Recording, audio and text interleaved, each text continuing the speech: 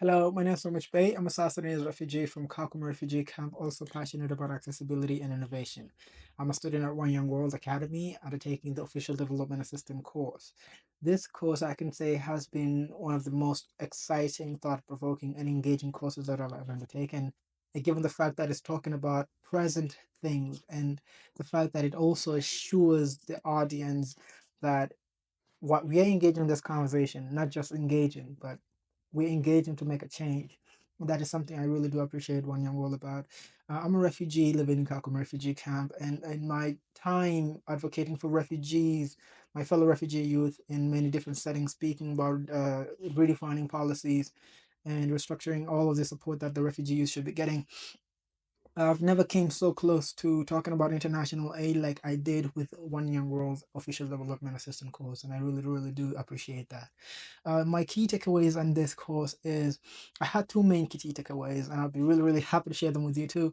It's the first one is the concept of low income countries exploring different channels in which they can generate income, and this is due to the declining nature of the ODA.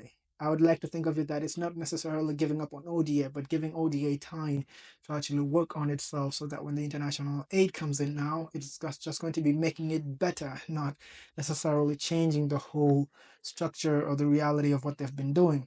The second is an idea that was shared by one of the One Young World ambassadors, Hassan. In the second session, he said that there should be an international financial system that should be built. And this international financial system should be inclusive, global, in a way that after discarding the terms such as global north and global south, the world comes together to a point that now the problems from the global north only be problems from the global north, accusative, that way, but it's going to be a global problem. And there's going to be this global team from the international aid that's going to be addressing that as a global problem. And I thought that was really really interesting to a point because he mentioned that there won't be any shortage of funds anymore because there will be more countries coming in and participating in this. These two ideas actually, from my experience at work, it's something really important because the first concept about low income countries developing innovative solutions and replicable ones, it's kind of one of the things that at TEDI Africa, as the project lead for TEDI Africa, standing for Transform Educate Develop and Initiate.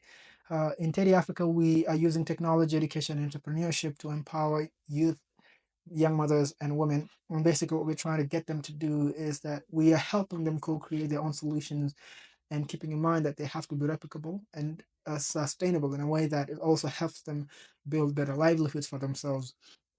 And that is the same idea in a way that the policies that should be made should be considering if a project or solution is replicable or it's scalable in a way because it has to be something that can expand rather than exploring different ways that it could be done. Yes, it could be systemic in that way. We made a proposal at the United Nations at Geneva in 2024 graduate study program, and this one of the proposals like it's also closely to what we're trying to talk about here, the international financial system, and that was we can we propose a multilateral development bank for the refugees youth, and that could actually be addressing the problems from the refugee youths. And one of the last ideas that I really thought was really interesting was from one of the One Young World counselors, that was Paul Pullman.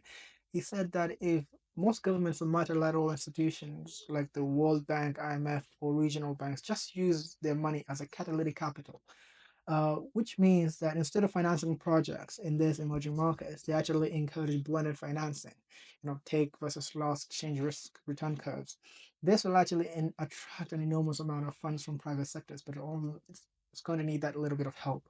He further went on and said that effectiveness is built when you try to make structural changes and not just as a handout of funds, but as an enabler and you lifting up these populations in these countries. So these were incredible insights. Actually, I was blown away, and that really got me to thinking so much about all these ideas and how we can be implementing them. And it really encouraged me to have this more conversation. And even after this, I'm looking forward to having more conversations with different people about the ODA and international aid. And to conclude, I would like to conclude with a few quotes from also the One Young World Counselors. This was specifically from Michael Muller.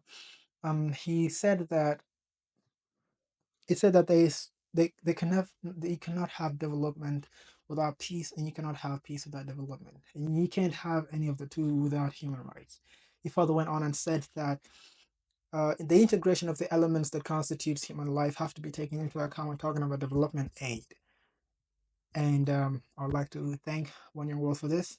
And one more thing from Paul Pullman is said that politicians have to create a mindset or an attitude that they are citizens of the planet Earth always before anything else. Now, the secret in this quote is that it's not talking about politicians, it's talking about us. Thank you very much. And I'm really looking forward to having more conversation at the One Young World. And this has been an interesting course. I'm always going to remember it. Thank you very much.